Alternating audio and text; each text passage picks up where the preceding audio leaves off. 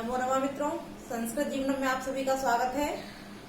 तो हम लोगों का जो द्वितीय ग्रंथ था साहित्य की कक्षा में, क्योंकि प्रथम ग्रंथ हम लोगों ने किरातार्जुनीयम का अध्ययन किया था और द्वितीय जो हमारा श्रीमद्भगवत गीता के द्वितीय अध्याय जो कि सांख्य योग था, उन दोनों ही ग्रंथों का हम लोगों ने अध्ययन संपूर्ण कर लिया था और दोनों ही ग्रंथ हमारे समाप्त हो चुके हैं। तो आज जैसे कि कुछ मित्रों ने हमें कमेंट करके बताया कि आप नीति शतकम आरंभ कीजिए, तो उनके बताने के अनुसार हम लोग आज अपने तीसरे ग्रंथ साहित्य की कक्षा में जो कि नीति शतकम है, उसकी भूमिका भाग से जो कुछ प्रश्न बन सकते हैं, जो महत्वपूर्ण प्रश्न है, उन सभी प्रश्नों को लेकर आप सभी के समक्ष उपस्थित हैं। तो जो भी मित्र हमारे साथ लाइव जुड़ चुके हैं, सभी लोग वीडियो की लिंक को अपने दोस्तों के साथ शेयर कर दें और यदि आप सभी को वीडियो अच्छी लगती है तो वीडियो को लाइक अवश्य किया कीजिए, साथ ही साथ अपने दोस्तों के साथ शेयर भी किया कीजिए। तो आइए हम लोग जो हमारा भर्तृहरि कृत नीति शतकम है उसके विषय में अध्ययन करते हैं, जो कि उसके भूमिका भाग से प्रश्न बन सकते हैं।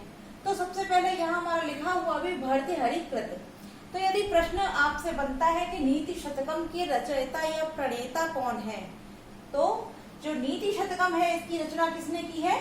हमारे महाकवि भर्तृहरि, अर्थात भर्तृहरि के द्वारा नीति शतकम ग्रंथ की रचना की गई है।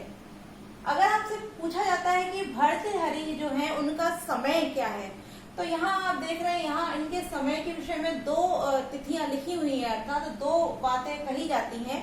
क्योंकि हम लोगों को किसी भी, अभी तक हम जितने भी कवियों का अध्ययन करते चले हैं, चाहे वो भारवी हो, महाकवि कालिदास हो, बाणभट्ट हो, किसी ने भी अपने जन्म स्थान और अपने जन्म तिथि के या समय के विषय में अपने आप स्वयं कोई वर्णन नहीं किया है। सब हम लोग किंवदंतियों के द्वारा या अन्य लोगों के द्वारा कही हुई जो जनश्रुतियां होती हैं, उन्हीं के अनुसार हम लोग इनके समय के विषय में अनुमान लगाते चले आए हैं। तो उसी के अनुसार जो भर्तृहरि हैं, इनके समय के विषय में भी कहा जाता है कि यह 57 ईसा पूर्व के रहे हैं। कुछ विद्वान ऐसा मानते हैं कि जो इनका समय है वो 557 से 650 ईसा पूर्व माना जाता है। तो यदि हम इस समय को मानते हैं तो जो इनका समय हो जाएगा वो कौन सा हो जाएगा? 600 ईस्वी के लगभग। और यदि प्रथम देखते हैं तो प्रथम ईस्वी के लगभग हो जाएगा। तो यदि आपको परीक्षा में या तो ये प्रथम ऑप्शन अर्थात 57 ईसा पूर्व मिलेगा या फिर द्वितीय 575 से लेके 650 ईस्वी तक मिलेगा।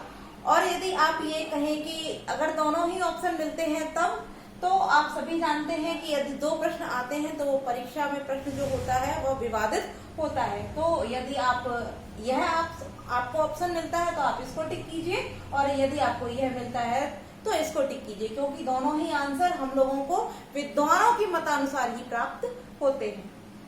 अगला जो, जैसे कि हम भर्तृहरि के पिता की बात करें कि इनके पिता का नाम क्या है, तो महाराज गंधर्व सेन के ये पुत्र हैं जो कि मालव देश के राजा थे।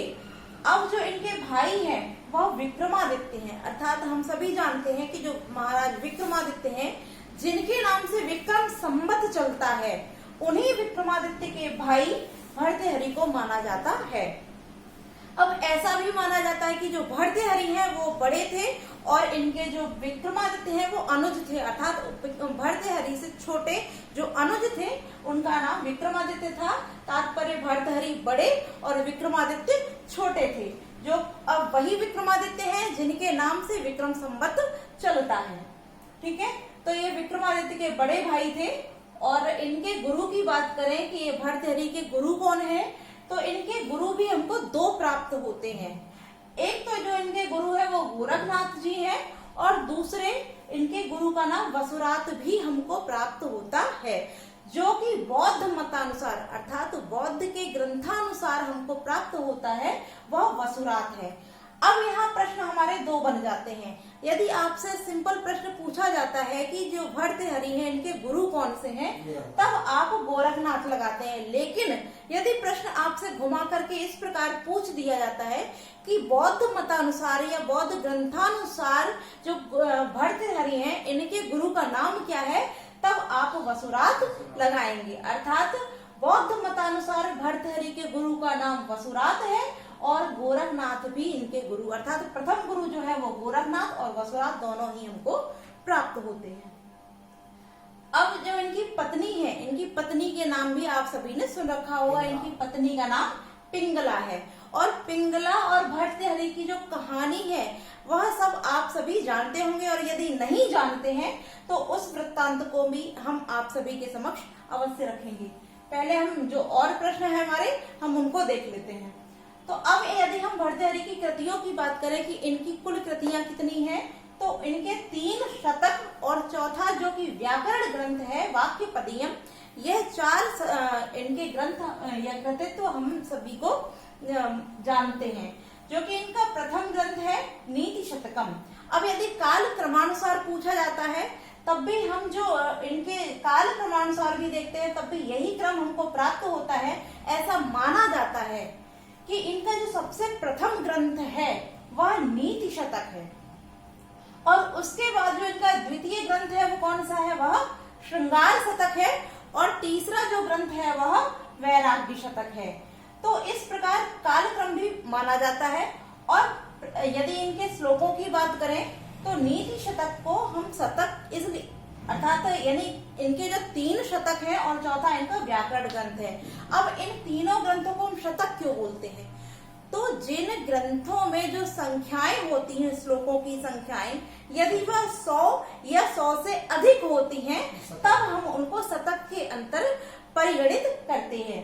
तो नीति शतकम में यदि आपसे कुल श्लोकों की संख्या पूछी जाती है तो 111 नीति शतकम के अंतर्गत कुल श्लोकों की संख्या होती है। श्रृंगार शतक में 103 श्लोकों की संख्या है, वैराग्य शतक में 111 है, और वाक्यपदी इनका व्याकरण ग्रंथ है। अब आप सभी जैसा कि हमने यहाँ तीनों ग्रंथों की श्लोक संख्या जान ली है, और तीनों ही ग्रंथों की यदि आप सभी याद कर लेते हैं तो बहुत अच्छी बात है। किंतु जो हमारे पाठ्यक्रम में सम्मिलित है नीति शतकम, यह हमारे जब पाठ्यक्रम में सम्मिलित है तो ये बहुत ही महत्वपूर्ण हो जाता है। इसलिए आपको अन्य ज्ञात हो या ना हो, किंतु नीति शतकम की श्लोक संख्या अवश्य ही ज्ञात होनी चाहिए। तो नीति शतकम की श्लोक संख्या कितनी है, 111, वैराग्य शतक की भी 111, और श्रृंगार शतक की 103। अब यह ऐसा क्यों माना जाता है कि इनका कालक्रम भी यही होगा, तो हम यदि बात करते हैं कि जैसे कि एक विद्वानों के अनुसार ही एक किंवदंती सुनी जाती है कि जब तक जो अध्ययन करते हैं या अध्ययन अध्यापन का जब कार्य होता है तब तक लोग नीति की पथ पर अग्रसर होते हैं। तो इस कारण ऐसा माना जाता है कि सर्वप्रथम जो भर्तृहरि ने रचना की है वह नीति शतकम की है।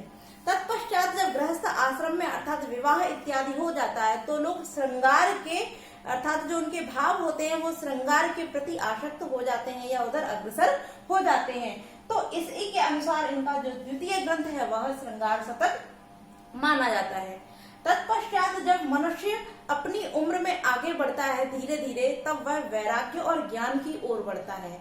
तो जब वह वैराग्य और ज्ञान की ओर बढ़ता है तो इस कारण इनका जो तृतीय ग्रंथ है वो वैराग्य शतक, और अंतिम ग्रंथ भी इनका वैराग्य शतक माना जाता है। ठीक है। अब यदि हम बात करते हैं कि जो भर्तृहरि हैं वो किसके उपासक थे, अर्थात वो किसके भक्त थे, क्योंकि प्रत्येक कवि किसी न किसी देव का अर्थात जो उसके उपासक अवश्य होते हैं। जैसे हम कालिदास की बात करें तो कालिदास शिव के उपासक थे, भारवी की बात करें तो भारवी भी शिव के उपासक थे। इसी प्रकार यदि हम भर्तृहरि की बात करते हैं तो ऐसा माना जाता है कि वेदांतोक्त अर्थात वेदों के अनुसार, वेदों के कथनानुसार हम ऐसा मानते हैं कि यह ब्रह्म के उपासक थे, अर्थात यह भगवान जो ब्रह्मदेव हैं उनकी उपासना किया करते थे। और जैसा कि नीति शतक का जो मंगलाचरण है, इस मंगलाचरण में भी भर्तृहरि के द्वारा ब्रह्म की ही उपासना अर्थात ब्रह्म को ही नमस्कार करते हुए मंगलाचरण कहा गया है। तो इसके अनुसार भी हम भर्तृहरि को ब्रह्म का उपासक मानते हैं। अब यदि हम इनकी रीति की बात करें कि इनके जो ग्रंथ है अर्थात जो नीति शतक है इसकी रीति कौन सी है, तो इस नीति शतक में जो रीति प्रयुक्त हुई है वह वैदर्भी रीति प्रयुक्त हुई है। और गुण की बात करें तो प्रसाद और माधुर्य गुण, दोनों ही गुण हम लोगों को नीति शतकम के अंतर्गत देखने को मिलते हैं। अलंकार की बात करते हैं, इनका जो प्रिय अलंकार है वह निर्दर्शना अलंकार है। अन्य कई अलंकारों का इन्होंने प्रयोग किया है, किंतु जो इनका प्रिय अलंकार है वह निर्दर्शना अलंकार है। और यदि प्रिय छंद की बात करते हैं तो जो भर्तृहरि है इनका सबसे प्रिय छंद जो है वो कौन सा है, वह शार्दूल विक्रीडित होता है। अगर वैसे बात की जाए तो इनके दो प्रिय जो छंद है वो दो प्रिय छंद है, शार्दूल विक्रीडित भी है और शिखरणी भी है। किंतु यदि नीति शतकम की बात करें तो उसमें बहुत सारे हम लोगों को छंद देखने को मिलते हैं। वहां अनुष्टुप छंद भी प्रयुक्त है, मंदाक्रांता छंद भी प्रयुक्त है, आर्या छंद भी प्रयुक्त है, अन्य इंद्र वज्रा, उपेंद्र वज्रा, अर्थात जो अन्य भिन्न भिन्न है, और क्या नाम है, शार्दूल विक्रीडित भी है, शिखरणी भी है, हरिणी भी है, बहुत सारे छंदों का प्रयोग किया गया है। किंतु जो इनके मुख्य अर्थात जो इनको सबसे प्रिय छंद है वह कौन सा है, तो इनका जो सबसे प्रिय छंद है वह शार्दूल विक्रीडित छंद है। अब इनकी जैसे कि हम बात करते हैं कि नीति शतकम जो है इसमें कुल कितनी पद्धतियां हैं, क्योंकि जो नीति शतकम की रचना की है ये इन्होंने पद्धतियों में की है, तो पद्धतियां कितनी हैं, तो आइए हम आगे इनकी चर्चा करते हैं कि इनमें कुल कितनी पद्धतियां हैं, तो हम उनको भी देखते हैं। चलिए तो हम देखते हैं अब इसकी पद्धतियों के विषय में कि कुल इसमें कितनी पद्धतियां हैं। तो जैसे मैंने आप सभी को भी बताया था कि नीति शतकम में कुल 11 पद्धतियां प्रयुक्त की गई हैं। अब यदि 11 पद्धतियों की बात करें तो जो हमारा मंगलाचरण है उसको सम्मिलित करके कुल 11 पद्धतियां हैं। यदि उसको हटा के पूछा जाता है, यदि आपसे प्रश्न पूछा जाता है कि नीति शतकम में मंगलाचरण सहित कुल कितनी पद्धतियां हैं, तब आप उसका आंसर लगाएंगे 11। किंतु यदि आपसे ऐसे पूछा जाता है कि मंगलाचरण को हटाकर कुल नीति शतकम के अंतर्गत कितनी पद्धतियां हैं, तब आप उसका उत्तर जो लगाएंगे वो 11 न लगा करके आप 10 लगाएंगे, क्योंकि जो ब्रह्म पद्धति है वह मंगलाचरण को सम्मिलित करने के साथ ही है। यदि हम मंगलाचरण को हटा देते हैं तब जो नीति शतकम में पद्धतियां हैं उनकी संख्या कुल 10 हो जाएगी, और यदि हम नीति शतकम की जो मंगलाचरण है उसको सम्मिलित करके पद्धतियों की बात करते हैं तब वहां पर कुल 11 पद्धतियां प्रयुक्त मानी जाती हैं।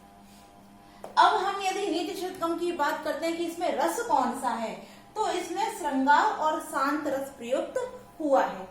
अब हमने सभी तथ्यों, इनके जो मुख्य मुख्य प्रश्न थे उनकी चर्चा कर ली, किंतु यदि हमारा एक सबसे महत्वपूर्ण प्रश्न रह गया है, वो कौन सा रह गया है कि जो नीति शतकम है यह किस प्रकार की काव्य विधा है। क्योंकि कुछ ग्रंथ हमारे कथाएं होती हैं, कुछ आख्याएं होती हैं, कुछ नाटक होते हैं, कुछ चंपू काव्य होते हैं, कुछ गद्य होते हैं, कुछ पद्य होते हैं, कुछ खंड काव्य होते हैं, कुछ महाकाव्य होते हैं। तो यह जो नीति शतकम है वह किस प्रकार का ग्रंथ है यह भी हमको ज्ञात होना आवश्यक है, क्योंकि यह प्रश्न भी कई बार परीक्षाओं में पूछा जा चुका है कि जो नीति शतकम है वो किस प्रकार की विधा है। तो यदि नीति शतकम की बात करें तो नीति शतकम के साथ साथ जो नीति शतक, वैराग्य शतक और श्रृंगार शतक, इनके जो 3 शतक हैं ये तीनों ही शतक जो हैं वो मुक्तक काव्य के अंतर्गत आते हैं। अर्थात जो विधा है वह कौन सी है, वह मुक्तक काव्य है। और यदि आपसे प्रश्न इस प्रकार पूछा जाता है कि मुक्तक काव्य के सर्वप्रथम महाकवि कौन है, तो उस स्थान पर भी जो नाम आएगा वो हमारा कौन सा आ जाता है, भर्तृहरि। अर्थात महाकवि भर्तृहरि द्वारा ही सर्वप्रथम मुक्तक काव्य की रचना की गई है। किंतु हम यदि अगर वहां पर शब्द जो हमारा नाम है वो भर्तृहरि न दिया हो तब हम किसको लगाएंगे। अगर इस प्रकार की भी कोई कंडीशन आप सभी के समक्ष उपस्थित हो तो आप उसका भी उत्तर जानते रहें, तो हम उसको भी देख लेते हैं। यदि आपसे पूछा जाता है कि मुक्तक काव्य के सर्वप्रथम कवि कौन से हैं, तो वहां भर्तृहरि अवश्य होगा। किंतु यदि किसी कारणवश वहां भर्तृहरि नहीं होता है तब आपने एक नाम सुना होगा, अमरुक। अमरुक तो अमरुक जो कवि हुए हैं उनके द्वारा अमरुक शतक लिखा गया है, जो कि वह भी एक मुक्तक काव्य है। तो यदि भर्तृहरि वह नाम होता है तब आपको भर्तृहरि लगाना है। किंतु यदि वहां भर्तृहरि नहीं होता है तब वहां जो उत्तर हो जाएगा वो हमारा कौन सा हो जाएगा, अमरुक। क्यों हो जाएगा, क्योंकि अमरुक के द्वारा भी मुक्तक काव्य की रचना की गई है। अब हम मुक्तक काव्य होता क्या है इसके विषय में भी जान लेते हैं। यदि कोई ग्रंथ जो है वो किसी विशेष एक कथा पर आधारित होकर श्लोकों की रचना जिस पर की जाती है वह हमारे काव्य बन जाते हैं, महाकाव्य बन जाते हैं, खंड काव्य, ये जो भी बन जाते हैं। किंतु जब हम छंदों की रचना करते हैं किंतु उन छंदों का दूसरे छंद से कोई भी मेल नहीं होता है, अर्थात यदि हमने प्रथम छंद जो गाया और उस छंद से दूसरे छंद का कोई संबंध नहीं है, वह सभी छंद जितने भी वर्णित किए गए हैं वो सभी एक दूसरे से भिन्न होते हैं, उनकी कथाओं का एक दूसरे की श्लोकों से या छंदों से कोई लेना देना नहीं होता है, तब वह ग्रंथ हमारा मुक्तक ग्रंथ या मुक्तक काव्य कहलाता है। इसी कारण क्योंकि नीति शतक के जितने भी छंद हैं वह सभी छंद अपने आप में स्वतंत्र हैं, उनका किसी दूसरे छंद से कोई भी लेना देना नहीं है। क्यों नहीं है, क्योंकि उनके स्वयं में ही उतनी ही विशेषता है जितनी किसी कथा से आधारित होती है किसी छंद की। तो यह सभी छंद स्वतंत्र होने के कारण, मुक्त होने के कारण ही यह जो नीति शतकम हमारा है वह मुक्तक काव्य है। और मुक्तक काव्य नीति शतकम के साथ साथ श्रृंगार शतक और वैराग्य शतक ये दोनों भी हमारे क्या बोलते हैं मुक्तक काव्य ही हैं। और अमरुक के द्वारा जो लिखा हुआ अमरुक शतक है वह भी मुक्तक काव्य ही आता है। अब प्रश्न जैसे कि अभी हमने बताया था कि जो भर्तृहरि की पत्नी पिंगला थी, पिंगला से संबंधित जो कथा हम लोगों ने सुनी है क्योंकि किंवदंतियों में ही आती है, क्योंकि स्वयं भर्तृहरि ने अपने जीवन वृत्तांत के विषय में कुछ भी नहीं लिखा है, तो अन्य जो जनश्रुतियों से हम लोगों ने सुनी है उसके अनुसार जो भर्तृहरि और पिंगला की कहानी है मैं आप सभी के समक्ष रख रही हूँ, क्योंकि हो सकता है उसमें से कोई प्रश्न आपकी परीक्षा में पूछा जाए। ऐसा माना जाता है कि जब भर्तृहरि एक राजा थे और वह अपने राज्य में शासन कर रहे थे, उस समय उनके क्षेत्र में कोई महर्षि आकर के भर्तृहरि को एक फल देते हैं और वह फल देकर वह ये कहते हैं कि यदि इस फल को आप खाएंगे तो आप सदैव जवान और निरोगी रहेंगे और आपको कोई भी समस्या किसी भी प्रकार की कभी नहीं होगी। तो जो कि भर्तृहरि थे वह अपनी पत्नी से अत्यंत प्रेम करते थे और वह उस फल को ला करके अपने उस फल को पिंगला को सौंप देते हैं, अर्थात पिंगला को खाने के लिए दे देते हैं। किंतु जो भर्तृहरि की पत्नी थी पिंगला, वह भर्तृहरि की अपेक्षा वह अपने ही राज्य के एक मंत्री जो अमात्य था उससे प्रेम करती थी। तो इस कारण क्योंकि जब पिंगला को यह ज्ञात हो जाता है कि इस फल को जो खाएगा वो सदैव युवा रहेगा और निरोगी रहेगा, तो वह भी उस फल को न खा करके उस फल को उस मंत्री अमात्य को सौंप देती हैं। किंतु जो मंत्री होता है वह भी उस फल को जब प्राप्त करता है और उसको इस बात का अनुभव या ज्ञान होता है कि यह जो फल है जो खाएगा निरोगी और सदैव युवा रहेगा, तो वह भी उस फल को स्वयं नहीं खाता है। क्यों नहीं खाता है, क्योंकि वह उस रानी से प्रेम न करके एक दासी से प्रेम किया करता था और वह उस फल को ले जा करके उस राज्य की एक दासी को जिससे वह प्रेम करता था उस दासी को वह फल दे देता है। तो जब हम देखते हैं कि भर्तृहरि के द्वारा वह फल पिंगला को दिया जाता है, क्योंकि भर्तृहरि अत्यंत प्रेम करते थे पिंगला से और पिंगला जो थी वो अपने पति से प्रेम न करके उस अमात्य से प्रेम करती थी, तो वह अमात्य को दे देती हैं। और अमात्य जो होता है वह एक दासी से प्रेम करता है तो वह फल उस ले जाकर के दासी को दे देता है।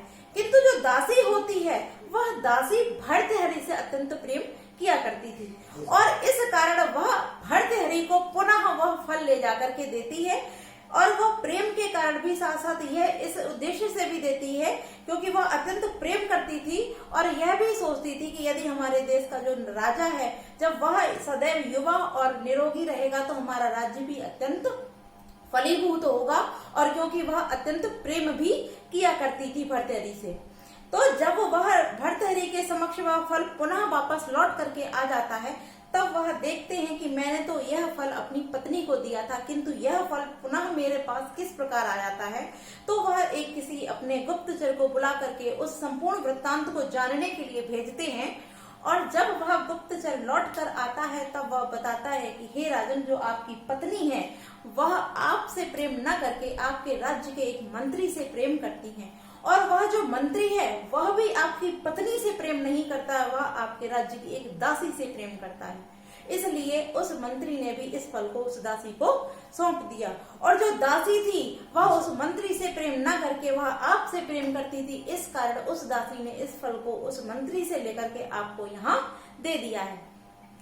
तो जब इस संपूर्ण घटना की जानकारी भर्तृहरि को होती है तब उनके अंदर वहां वैराग्य उत्पन्न होता है, और वह इस मोह माया अर्थात अपनी पत्नी से जो कि इतना प्रेम किया करते थे, उनके अंदर यह भावना उत्पन्न होती है कि यह संसार में जो मोह माया प्रेम है यह सब कुछ निराधार है, इसका कोई आधार कोई तथ्य नहीं है, यह सभी कुछ मिथ्या है, और इसका कोई भी आधार न हो करके मैं किस भ्रम में पड़ा होकर इस राज्य को संभाल रहा हूँ। मैं कहता हूँ यह मेरी पत्नी है, किंतु यह तो किसी अन्य से प्रेम करती है, और मैं इस राज्य को अपना जानता हूँ, किंतु यह राज्य भी मेरा नहीं है। तो जब उनके अंदर ऐसी भावना उत्पन्न होती है तब वह अपने पुत्र और पत्नी को वहां त्याग करके और अपने राज्य का उत्तरदायित्व अपने छोटे अनुज भाई विक्रमादित्य को सौंप करके और स्वयं वन में जाकर तप में लीन हो जाते हैं। तो यह किंवदंती पिंगला और भर्तृहरि से संबंधित है। किंतु यदि विक्रमादित्य की बात हम करते हैं तो जो महाकवि कालिदास हैं, और हम ऐसा जानते भी हैं, मानते भी हैं कि भर्तृहरि के दरबार विक्रमादित्य के दरबार में 9 रत्न कहे जाते हैं, अर्थात उनके दरबार में 9 रत्न रहते थे, जिनमें से एक हमारे कौन थे, एक हमारे महाकवि कवि कुलगुरु कालिदास भी थे। अर्थात कालिदास भी विक्रमादित्य के नवरत्नों में ही शुमार थे, और इसके साथ साथ अन्य बहुत से ऐसे महाकवि हुए हैं जो कि क्या नाम है आपके विक्रमादित्य के सभा पंडित सभा रत्नों में 9 रत्नों में सम्मिलित थे, जिसमें वराह मिहिर इत्यादि कई महाकवियों का नाम आता है। तो क्योंकि आज हम लोगों ने नीति शतकम से संबंधित जो भी इसकी भूमिका भाग से प्रश्न बन सकते थे, उन सभी महत्वपूर्ण प्रश्नों को आप सभी के समक्ष रख दिया है। तो कल की कक्षा से हम लोग जो कि नीति शतकम के श्लोक है तो श्लोकों के साथ उपस्थित होंगे। तो आज के लिए इतना ही। आप सभी को वीडियो अच्छी लगी तो वीडियो को लाइक अवश्य करें। आज के लिए इतना ही मित्रों, नमो नमः।